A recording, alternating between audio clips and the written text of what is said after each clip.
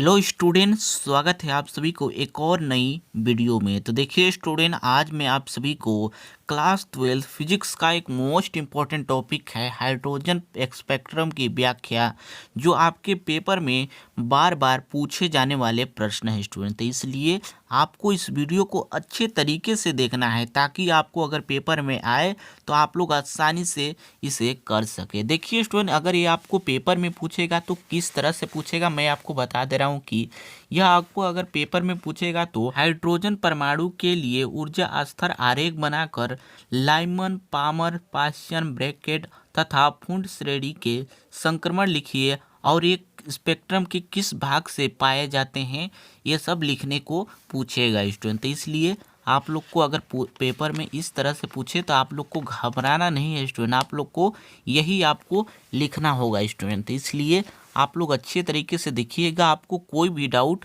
नहीं होगा। तो आगे हम लोग देखते हैं स्टूडेंट, आप लोग अच्छे तरीके से देखिए कि इसे कैसे आप लोग करेंगे। बहुत ही आसान शब्दों में हम लोग करेंगे, आपको तुरंत ही याद हो जाएगा। तो यहाँ पर देखिए कि सबसे पहले हाइड्रोजन स्पेक्ट्रम। तो यहाँ पर देखिए कि बोर ने अपने परमाणु मॉडल द्वारा हाइड्रोजन के विभिन्न ऊर्जा स्तरों की ऊर्जाओं के लिए निम्न सूत्र प्राप्त किया। क्या किया स्टूडेंट की ऊर्जाओं के लिए निम्न सूत्र प्राप्त किए। तो देखिए स्टूडेंट, इसका सूत्र इन्होंने क्या प्राप्त किया है। यहाँ पर देखिए कि एन इक्वल टू यहाँ पर -RH अपान में क्या है स्टूडेंट, एन स्क्वायर है, या इसे को ही यहाँ पर इसका मान होता है यहाँ पर -13.6 अपान में एन स्क्वायर, और यहाँ पर ई भी इलेक्ट्रॉन वोल्ट। एन का मान क्या होता है स्टूडेंट, आपको एन इक्वल टू होता है 1 2 3, आपको कोई भी अंक होता है स्टूडेंट। तो आप लोग अच्छे तरीके से समझ लेना है। तो बोर ने अपने परमाणु मॉडल द्वारा हाइड्रोजन के विभिन्न ऊर्जा स्तरों की ऊर्जाओं के लिए निम्न सूत्र प्राप्त किए। वह सूत्र क्या है, यहाँ पर देखिए कि एन इक्वल टू -RH अपान में एन स्क्वायर। आर क्या है स्टूडेंट की, यहाँ पर मैं बता दूं कि आर जो है यहाँ पर रीडबर्ग नियतांक है। इसे क्या बोलते हैं, आर को रीडबर्ग नियतांक, और वहीं पर एच जो है इसे बोलते हैं प्लांक नियतांक, और सी को प्रकाश की चाल बोलते हैं। उसके बाद आगे देखिए स्टूडेंट, आप लोग को इतना तो अच्छे तरीके से समझ में आता ही होगा। तो उसके बाद देखिए स्टूडेंट, इसके जो है इसके श्रेणी के लिए इन्होंने क्या कहा, इसमें अच्छे तरीके से देख लीजिए। तो यहाँ पर अच्छे तरीके से देखिए, बहुत ही आसान तरीके से आपको समझ में आ जाएगा। तो इन्होंने कहा कि जब हाइड्रोजन परमाणु को बाहर से कोई ऊर्जा मिलती है तो उसके इलेक्ट्रॉन उत्तेजित हो जाते हैं और अपनी कक्षा को छोड़कर दूसरी कक्षा में प्रवेश करने लगते हैं। यहाँ पर देखिए आप लोग श्रेणी दिख रहा होगा कि हाइड्रोजन परमाणु को कोई इलेक्ट्रॉन जब दिया जाता है तो ये अपने कक्षा को छोड़कर ये दूसरे कक्षा में प्रवेश कर जाते हैं। ये जो आपके अपने कक्षा को छोड़कर दूसरे कक्षा में प्रवेश कर जाते हैं। उसके बाद यहाँ पर देखिए कि अच्छे तरीके से कि आप लोग को बहुत ही आसान तरीके से समझ में आ जाएगा। उसके बाद आगे देखिए कि परंतु कुछ ही समय के लिए ये अपने से दूसरे कक्षे में जाते हैं। 10 के पावर -8 सेकेंड के पश्चात फिर से अपनी कक्षा में वापस लौट जाते हैं। क्या करते हैं स्टूडेंट की 10 के पावर -8 सेकेंड के पश्चात फिर से अपनी कक्षा में लौट आते हैं। इस घटना से एक श्रेणी प्राप्त होती है। क्या होती है स्टूडेंट, इस घटना से एक श्रेणी प्राप्त होती है, और इस श्रेणी में आपको यहाँ पर 5 श्रेणियाँ मिलती है स्टूडेंट, जिसका होता है पहला होता है लाइमन श्रेणी, दूसरा होता है बामर श्रेणी और पाश्चन श्रेणी, और चौथा होता है ब्रैकेट श्रेणी, और पांचवा जो होता है फुंड श्रेणी। तो देख लीजिए स्टूडेंट, आप लोग को अच्छे तरीके से समझ में आ रहा होगा। चित्र के माध्यम से मैं आपको समझाने की कोशिश कर रहा हूँ स्टूडेंट। तो आप लोग देख लीजिए, आप लोग चित्र का जरूर स्क्रीनशॉट ले लीजिएगा और इसको भी आप लोग अच्छे तरीके से देख लीजिएगा। तो यहाँ पर बोर ने कहा था कि जब हाइड्रोजन परमाणु को बाहर से कोई ऊर्जा मिलती है तो उसके इलेक्ट्रॉन उत्तेजित हो जाते हैं और अपनी कक्षा को छोड़कर दूसरी कक्षा में प्रवेश करने लगते हैं, परंतु 10 के पावर -8 सेकेंड के पश्चात फिर से अपने कक्षा में लौट आते हैं, और इस घटना से एक श्रेणी प्राप्त हो जाती है स्टूडेंट। तो एक एक करके इन पांचों श्रेणियों को देख लेते हैं, क्योंकि आपके पेपर में इन श्रेणियों को जो है आपको पूछे जाते हैं। तो इसलिए एक एक करके इन पांचों श्रेणियों को देख लेते हैं बहुत ही आसान तरीके से। तो आप लोग आगे देखते रहिएगा। तो देखिए स्टूडेंट, लाइमन श्रेणी एक एक करके सभी श्रेणियों को हम लोग देख लेते हैं बहुत ही आसान तरीके से। तो यहाँ पर देखिए कि जब किसी परमाणु से इलेक्ट्रॉन उच्च ऊर्जा स्तर से प्रथम ऊर्जा स्तर यानी कि n=1 में आते हैं तो जो श्रेणी बनती है उसे लाइमन श्रेणी कहते हैं। क्या कहते हैं स्टूडेंट, आप लोग अच्छे तरीके से देखिए कि जब किसी परमाणु से इलेक्ट्रॉन उच्च ऊर्जा स्तर से प्रथम ऊर्जा स्तर में, यहाँ पर आप लोग देख रहे होंगे कि उच्च ऊर्जा स्तर से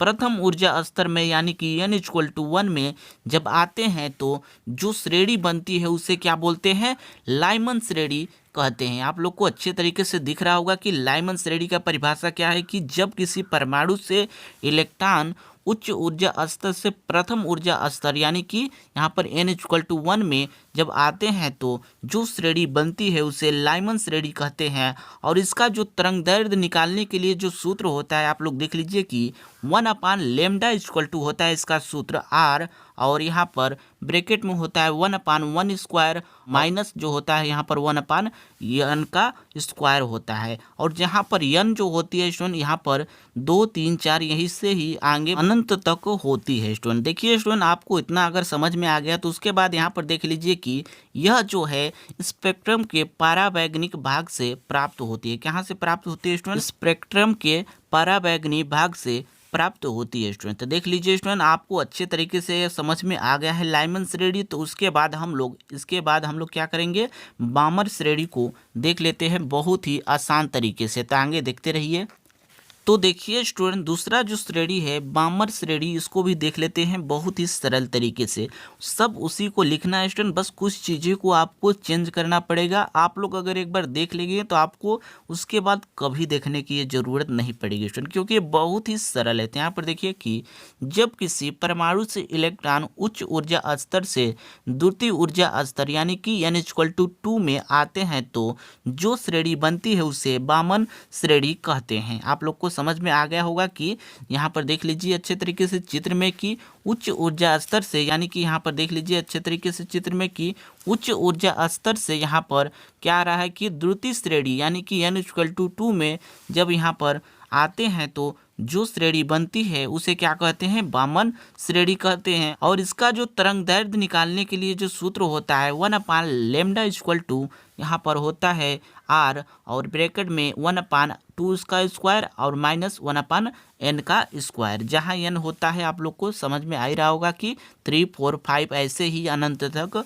होती है स्टूडेंट। उसके बाद यहाँ पर देखिए कि एक किस भाग से पाया जाता है, यहाँ पर देख लीजिए कि यह स्पेक्ट्रम के दृश्य भाग से प्राप्त होता है। किस भाग से प्राप्त होता है, स्पेक्ट्रम के दृश्य भाग से प्राप्त होता है। तो देखिए स्टूडेंट, बामर श्रेणी भी हम लोग का कंप्लीट हो गया। तो उसके बाद हम लोग इसके बाद तीसरा जो श्रेणी है पाश्चन श्रेणी, उसको देख लेते हैं। आप लोग अच्छे तरीके से देखते रहिएगा। उसके बाद देखिए स्टूडेंट, पाश्चन श्रेणी को देख लेते हैं यहाँ पर अच्छे तरीके से कि जब किसी परमाणु से इलेक्ट्रॉन उच्च ऊर्जा स्तर से तीसरे यानी कि n=3 में जब इलेक्ट्रॉन आते हैं तो जो श्रेणी बनती है उसे पाश्चन श्रेणी कहते हैं। क्या कहते हैं उसे स्टूडेंट, पाश्चन श्रेणी कहते हैं। एक बार फिर से देख लीजिए कि जब किसी परमाणु से इलेक्ट्रॉन उच्च ऊर्जा स्तर से तीसरे यानी कि n=, यहाँ पर आप लोग को चित्र में दिख रहा होगा कि यानी कि यहाँ पर n=3 में जब आती है तो उसे पाश्चन श्रेणी कहते हैं स्टूडेंट। और इसका जो तरंगदैर्ध्य निकालने के लिए जो है यहाँ पर सूत्र होता है 1/λ r, और यहाँ पर कोष्टक में 1/3 का स्क्वायर माइनस में 1/n का स्क्वायर। जहाँ पर n= होता है 4 π 6 डैश यहाँ पर अनंत तक होती है। तो आप लोग को समझ में आ गया होगा कि पाश्चन श्रेणी क्या होती है और ये किस भाग से प्राप्त होती है। यहाँ पर देख लीजिए, यह जो प्राप्त होती है स्पेक्ट्रम के अवरक्त भाग से प्राप्त होती है। किस भाग से प्राप्त होती है स्टूडेंट, स्पेक्ट्रम के अवरक्त भाग से प्राप्त होती है। तो आप लोग अच्छी तरीके से इसका स्क्रीनशॉट ले लीजिएगा। उसके बाद हम लोग देखते हैं क्या है स्टूडेंट, उसके बाद हम लोग का यहाँ पर देखिए कि ब्रैकेट श्रेणी। यहाँ पर देखिए स्टूडेंट, ब्रैकेट श्रेणी में आप लोग क्या लिखेंगे, आप लोग अच्छे तरीके से देखिए कि जब किसी परमाणु से इलेक्ट्रॉन उच्च ऊर्जा स्तर से चौथे ऊर्जा स्तर यानी कि n=4 में आते हैं तो जो श्रेणी बनती है उसे ब्रैकेट श्रेणी कहते हैं। देखिए स्टूडेंट, आपको ज़्यादा कुछ नहीं करना है स्टूडेंट, आपको याद करने में बहुत ही आसानी है स्टूडेंट। सब में वही बात को लिखना है, बस कुछ चीज़ें यहाँ पर जैसे कि यहाँ पर कि जब किसी परमाणु से इलेक्ट्रॉन उच्च ऊर्जा से चौथे ऊर्जा स्तर में, यहीं पर अगर तीसरा होता है तो तीसरे ऊर्जा स्तर में, इसी तरह से आपको दिमाग में बैठाना है और इसी तरह से आपको पेपर में लिखना है।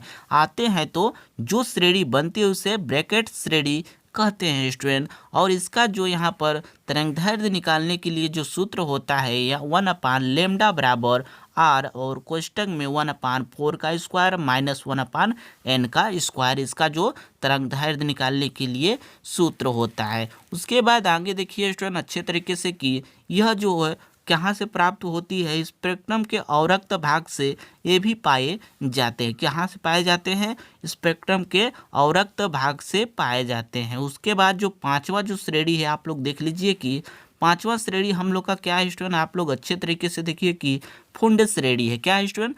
फुंड श्रेणी है। तो इसको भी आप लोग देख लीजिए कि जब किसी परमाणु से इलेक्ट्रॉन उच्च ऊर्जा स्तर से पांचवें ऊर्जा स्तर यानी कि n=5 में आते हैं तो जो श्रेणी बनती है उसे क्या कहते हैं? उसे फुंड श्रेणी कहते हैं। आप लोग अच्छे तरीके से समझ में आ गया होगा, आप लोग को चित्र में भी दिख रहा होगा कि यहाँ पर उच्च ऊर्जा स्तर से कहाँ पर आ रही है, n=5 यानी कि पांचवें ऊर्जा स्तर में आ रही है, तो वो जो श्रेणी बनेगी फुंड श्रेणी होगी। तो आप लोग को अच्छे तरीके से ये भी समझ में आ गया होगा। और इसका सूत्र भी देख लीजिए, इसका जो तरंगदैर्घ्य निकालने के लिए सूत्र होता है आप लोग देखिए कि 1/λ बराबर आर और कोष्टक में 1/5 का स्क्वायर माइनस 1/n का स्क्वायर। ये जो कहाँ पाए जाते हैं स्टूडेंट, ये भी आपके स्पेक्ट्रम के अवरक्त भाग से प्राप्त होती है। तो देख लीजिए स्टूडेंट, जितने भी मैं आपको बताया हूँ, चाहे वो लाइमन श्रेणी, पाश्चियन श्रेणी, ब्रैकेट श्रेणी और फुंड श्रेणी जो हैं, सभी श्रेणियों को आप लोग को तैयार करना है, क्योंकि ये सब श्रेणियाँ भी आपके पेपर में पूछी जाती है। तो इसलिए आप लोग को अच्छे तरीके से तैयार करना है ताकि आपको ये पेपर में आए तो आप लोग इसे आसानी से इसे कर सके। तो ठीक है स्टूडेंट, आज के लिए तो बस करते हैं, कल मिलते हैं किसी ऐसे ही इम्पोर्टेंट टॉपिक के साथ। अगर और किसी टॉपिक पे वीडियो चाहते हैं तो आप लोग कमेंट बॉक्स में ज़रूर बताएं।